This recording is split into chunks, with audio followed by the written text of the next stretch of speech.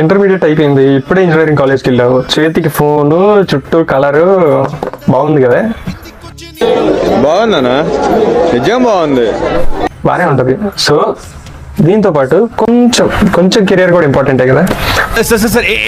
So నువ్వు engineering చదువుతుంటే నీ ఫైనల్ ఇయర్కి వచ్చేసరికి నువ్వు ఖచ్చితంగా కాలేజ్లో ప్లేస్ అవుదాం అనుకుంటే, అసలు పోనీ నీకు ఒక 10 LPA 15 LPA కొట్టాలి అన్న హజిలింగ్ కనుక ఉంటే, అసలు నీ ఫస్ట్ ఇయర్ నుంచి 4th ఇయర్ వరకు కంపెనీస్ నీ దగ్గర నుంచి ఏమేమి ఎక్స్పెక్ట్ చేస్తాయి, ఎలాంటి టైప్స్ ఆఫ్ కంపెనీస్ ఉంటాయి, ఆల్సో ఈ కంపెనీస్లో ప్లేస్ అవ్వాలంటే నీ దగ్గర ఎలాంటి స్టఫ్ ఉండాలి, లైక్ నువ్వు ఏమేమి కాంపోనెంట్స్ నేర్చుకోవాలి, అంటే ఏది ఎప్పుడెప్పుడు నేర్చుకోవాలి, వీటన్నిటి గురించి నువ్వు ఎక్కడ పడితే అక్కడ రీసెర్చ్ చేయకుండా మొత్తం ఒక లాంగ్ వీడియోలో క్లియర్గా ఎక్స్ప్లెయిన్ చేశా. లైక్ ఫస్ట్ ఇయర్ నుంచి 4th ఇయర్ వరకు నువ్వు ఏం నేర్చుకోవాలి, ఎప్పుడు నేర్చుకోవాలి, ఎలా నేర్చుకోవాలి, ఎవ్రీథింగ్.